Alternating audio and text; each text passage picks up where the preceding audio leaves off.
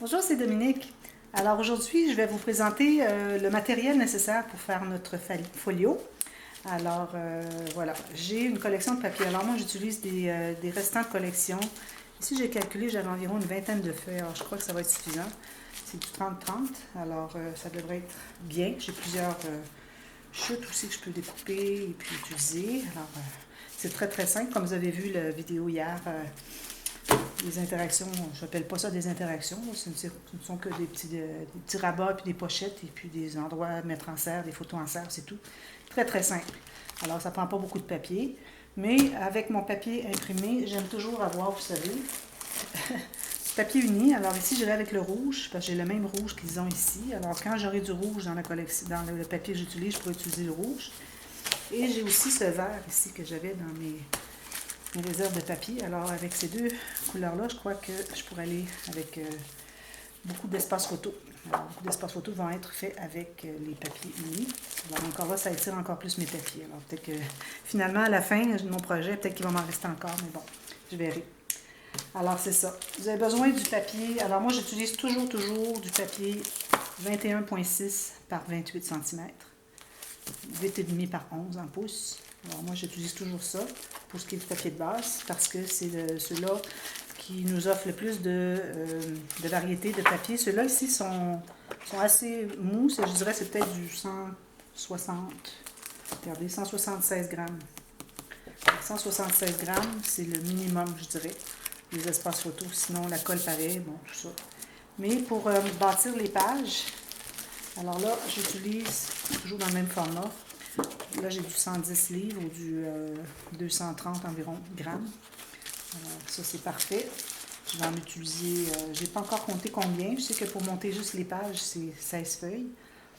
Alors, puis il reste aussi beaucoup de chutes. Vous allez voir la prochaine tuto quand on monte les pages. Il va rester beaucoup de chutes pour faire des petits rabats, tout ça. Alors, je penserais peut-être 25 feuilles total. Ça devrait peut-être aller. Alors, ça, c'est pour le papier.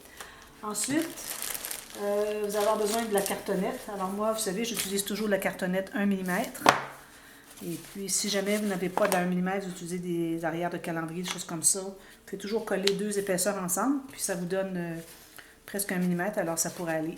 Surtout que notre album n'est pas très grand, alors ça peut aller, c'est un peu plus mince, c'est pas de problème.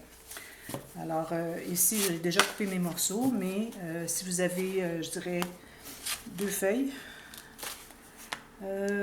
3 feuilles peut-être si vous utilisez du 21,6 par 28 cm. Si vous avez du 30-30, probablement que 2 feuilles iraient. Parce que ici, j'ai le dessus, le fond, mais le dessus, il va être coupé ici en deux. Et puis j'ai un morceau ici pour faire les deux tranches, puis j'ai pas déterminé les tranches encore. Alors, on va monter les pages et tout avant, puis on verra ensuite pour les tranches. Alors, moi, je crois que deux morceaux peut-être pourraient suffire. Ensuite, bon là, ça va prendre beaucoup des petits embellissements, des fleurs, parce que là, je vais en mettre dans les pages parce que c'est quelque chose qui est plat. On ne veut pas trop augmenter. Alors, des choses qui sont 1 mm ou moins, ça peut aller. Et puis, alors, c'est possible que j'utilise plus des embellissements comme ça. Alors, j'ai des petits morceaux ici de bois, des papillons ici qui s'écrasent. Alors, ça prend zéro épaisseur. J'en ai un ici, je crois, peut-être, qui va se marier à la collection. Je ne suis pas certaine encore. Et j'ai ramassé toutes sortes de petites choses que j'ai, des fleurs, des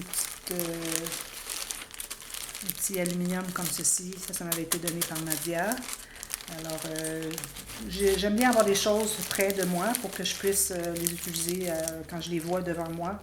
Je puisse, au lieu d'aller chercher, puis perdre du temps beaucoup pour utiliser, pour aller trouver les choses dont on a besoin. Alors, je me suis fait un petit assortiment ici, selon les couleurs de la collection.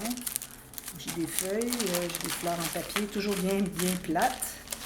Alors, j'ai tout ça. Alors, finalement, je vais peut-être utiliser ça pour décorer avec des petites traces aussi, toujours. Alors, il y a des choses comme ça, mais pas plus épais qu'1 mm. Ça, c'est vraiment très épais, là. Peut-être qu'on les utilisera là où est-ce qu'on aura juste un espace pour mettre une photo. Non pas avec des rabats, des choses comme ça. Alors, ayez un sac, tout ça, avec assortiment des couleurs qui s'agencent à votre collection.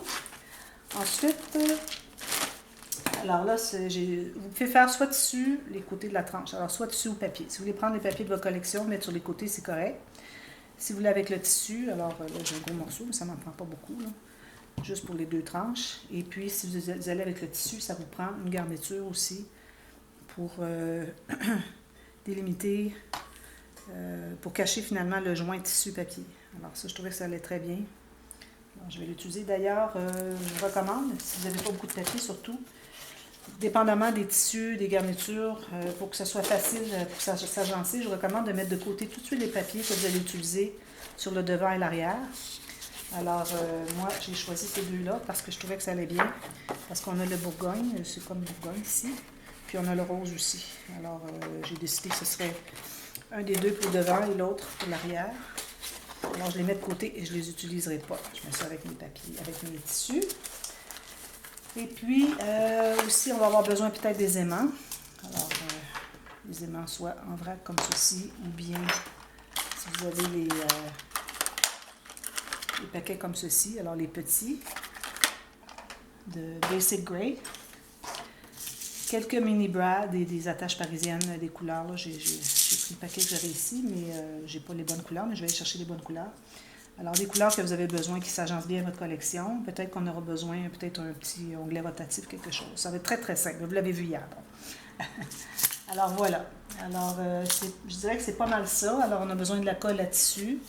Alors, si vous utilisez la création, c'est très bien. De la colle liquide pour le papier. Et puis, j'ai aussi un petit loquet. Où est-ce que j'ai mis mon loquet? Bon, un petit loquet pour fermer. Ici. Petit loquet pour fermer. Et si vous n'avez pas, vous ne trouvez pas de loquet, vous pouvez toujours faire une attache enveloppe pour rejoindre les deux morceaux du folio, finalement, à 2 portes. Alors, moi, je vais utiliser le petit... j'aime bien utiliser ces... Même s'ils sont difficiles à installer, j'aime bien le rendu une fois que c'est installé. Alors, je vais utiliser ça certainement. Alors, voilà, c'est le matériel. Alors, ramassez tout ça. Et puis, demain, on commence. Et puis, on va d'abord monter les pages. Alors, j'ai déjà coupé mes morceaux. Je vais vous parler de ça demain. Et puis, ensuite, on déterminera l'épaisseur de la tranche, c'est dépendamment de l'épaisseur qu'on a de nos pages, en ajoutant 2 mm peut-être à chaque page. Alors, on va calculer tout ça pour pouvoir faire notre base de livre tout de suite. Alors voilà, je vous reviens avec ça dès demain. Merci, bye bye.